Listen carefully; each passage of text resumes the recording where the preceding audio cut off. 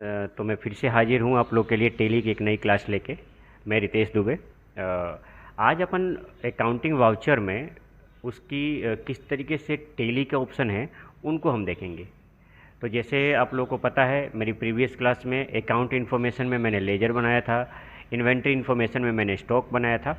अब हम आते हैं अकाउंटिंग वाउचर में। यहाँ आने के बाद में आप एंटर मारेंगे और एंटर करने के बाद में F11 प्रेस करेंगे, है ना। हम यहाँ पे आते हैं और मैंने क्या प्रेस किया, F11। जब मैं F11 प्रेस करूँगा तो यहाँ पे टेली के सारे फंक्शन ओपन हो जाएंगे।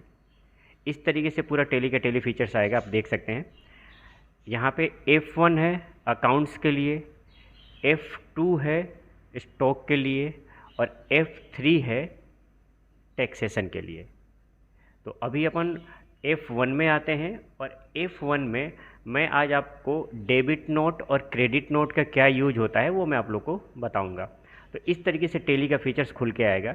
आप ध्यान रखें, इसमें ये first option integrate account and inventory and allow invoicing enter purchase in invoice format, इनको हमेशा क्या रखना है, अपन को यस रखना है। और बाकी सारे जो ऑप्शन है उनको अपन क्या करेंगे, नो करेंगे। तो आप देखिए, मैं यहाँ पे नो कर लेता हूँ और इनेबल चेक प्रिंटिंग को भी नो कर लेता हूँ। और आज जैसे अपन को यूज डेबिट नोट और क्रेडिट नोट पढ़ना है, तो इसको अपन क्या करते हैं, यस, ये भी यस और ये भी यस।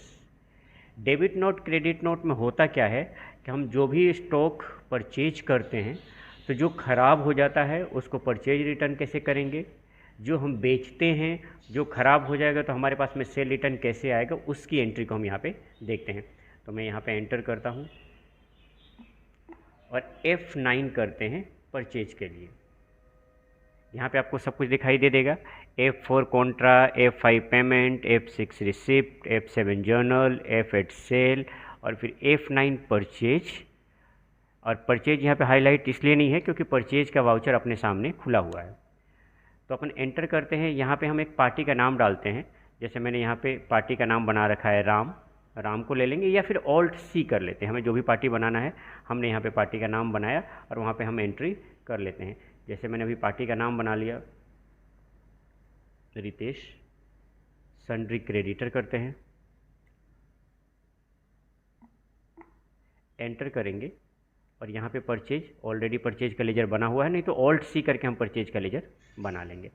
अब नेम ऑफ आइटम में मैं ऑल्ट सी करता हूँ और ऑल्ट सी करके हम यहाँ पे कोई भी स्टॉक बनाते हैं। जैसे प्रीवियस क्लास में मैंने बताया है आपको कि यूनिट बनाने के लिए ऑल्ट सी का यूज होता है, तो हमने यहाँ पे ऑल्ट सी कर लिया।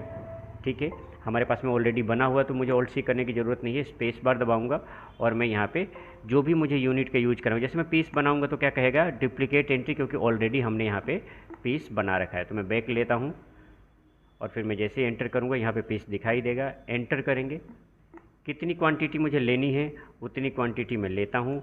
जो भी हमारा प्राइस रेट होगा उसको मैं डालता हूँ। Enter enter enter enter enter and then accept.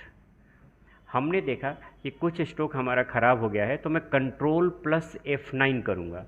मैं कंट्रोल प्लस F9 करूँगा तो आप लोग के सामने डेबिट नोट का ऑप्शन ओपन हो जाएगा।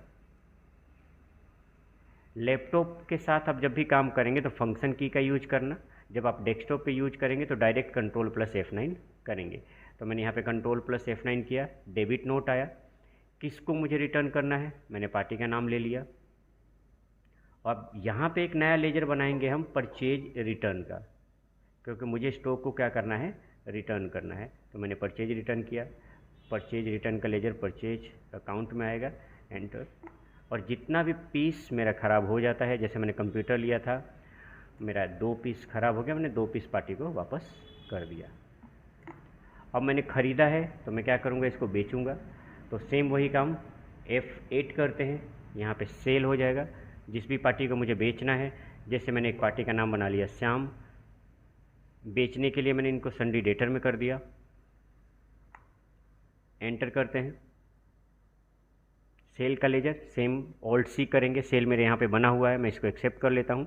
और फिर कंप्यूटर 8 में से मैंने जैसे 7 पीस का मेरे पास में ऑर्डर आया, 15 का ख़रीदा था, मैं 16,000 में इसको सेल कर देता हूँ प्रॉफिट दिखाने के लिए।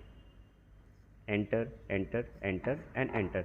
सेम वही काम, अगर हमने किसी को बेचा और पार्टी के पास माल ख़राब कर जाता तो हमें रिटर्न करेगा, तो सेम कंट्रोल और F8, तो अपने पास में क्रेडिट नोट खुल जाएगा।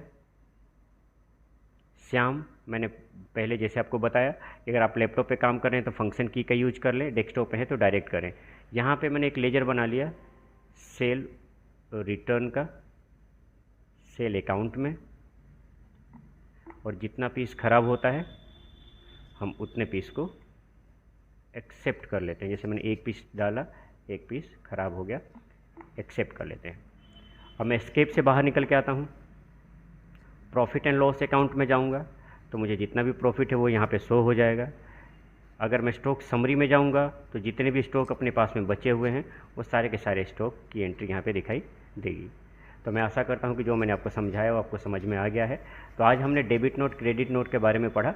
कल एक नए चैनल के साथ मैं फिर से हाजिर होऊंगा।